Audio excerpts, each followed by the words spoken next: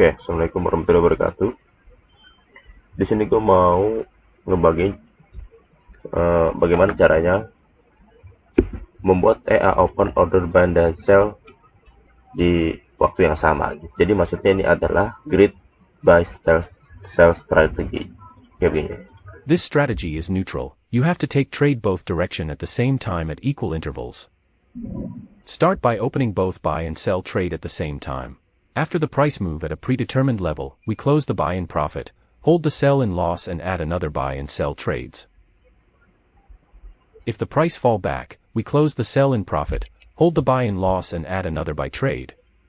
The problem with this strategy is that you can easily accumulate losing trades if the market trend for a long period of time.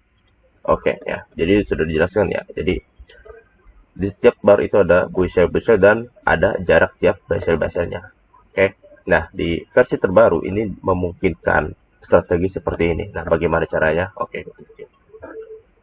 Pertama, kita harus kira-kira dulu indikator apa yang dapat memberikan signal per barnya. Ya, kalian sebenarnya bisa pakai berbagai macam indikator apa aja gitu. Cuma di sini gue mau ngasih contoh indikator ADX ya, yang logikanya gampang gitu. Jadi logisnya adalah ketika harga ADX nilainya di atas level 1, kan ini kan level 6, 5, ini 3 nih. Ketika ADX berada di atas level 1, maka buka posisi, oke. Nah, karena rata-rata atau nilai ADX di sini tuh paling rendah ya 3 tuh, bagian sini aja. Ya, tuh. 12 10 gitu, paling rendah itu.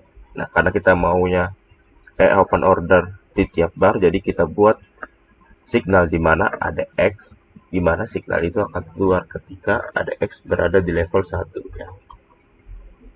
Kita pakai RB ADX. Nah, kita tekan shift-nya kita atur ke 1. Nah, level ADX-nya 1. Nah, logikanya ini harga dan level lain juga sama gitu ya. Samain aja.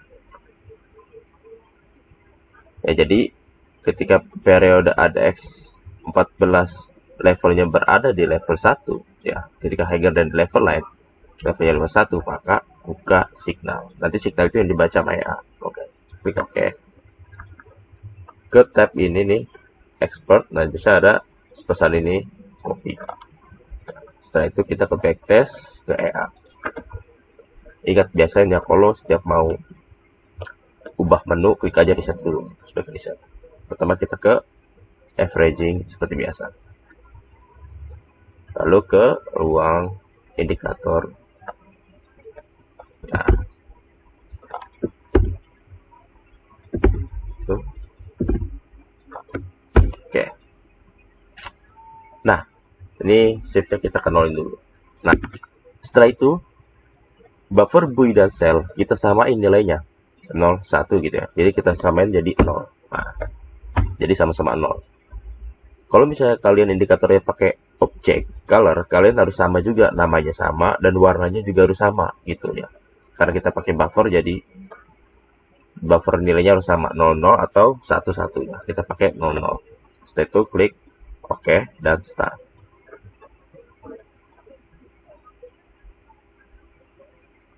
Oke, nah tuh.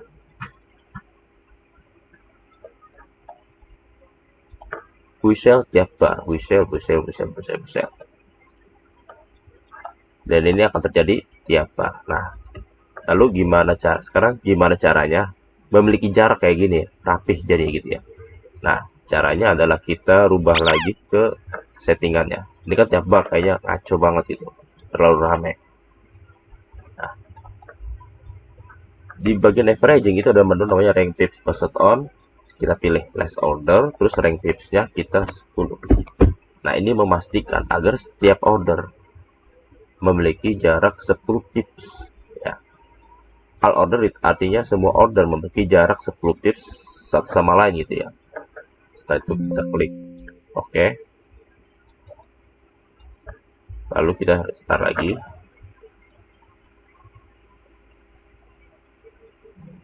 Nah, Nah, tuh.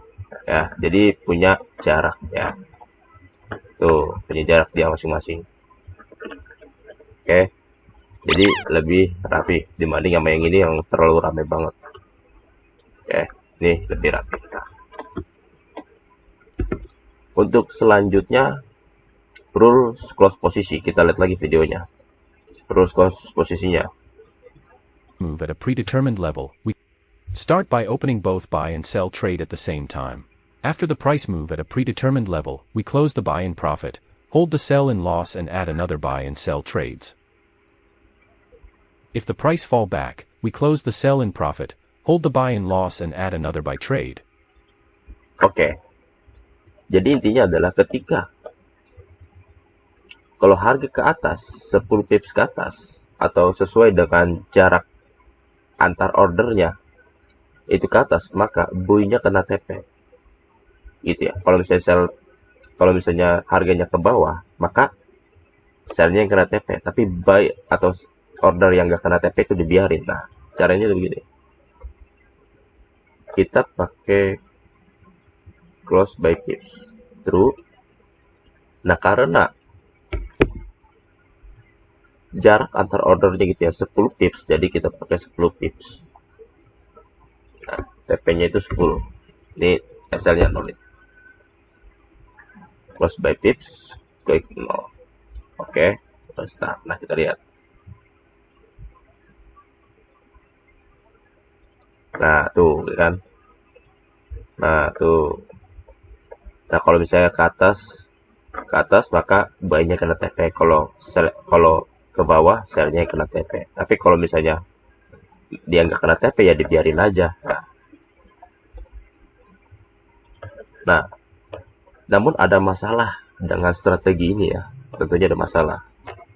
Ya, coba tuh ya. Masalahnya adalah selanjutnya. The problem with this strategy is that you can easily accumulate losing trades if the market trend for a long period of time. Nah, tuh ya.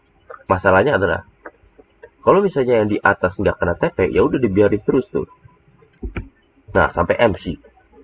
Kalau di atasnya nggak kena TP, udah dibiarin terus sampai kena. Nah, itu masalahnya tuh. Itu strateginya bisa dibilang jelek. Nah, jadi kalau di sini saran gue jangan pakai close by pips. Nih, saran gue jangan pakai close by pips.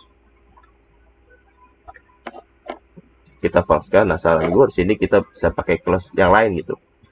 Close by amount bisa, atau persen bisa, atau trailing stop juga bisa. Contohnya close by amount, true. Nah,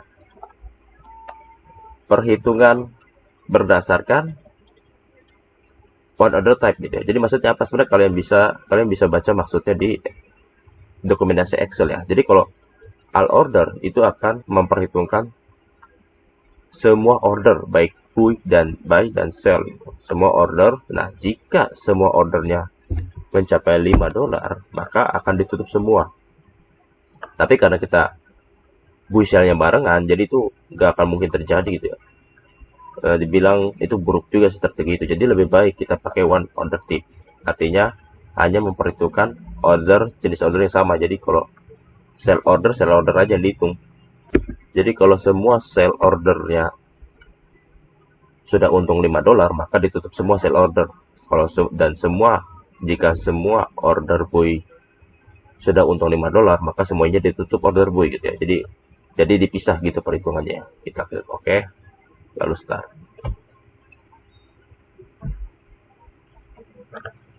Nah tuh.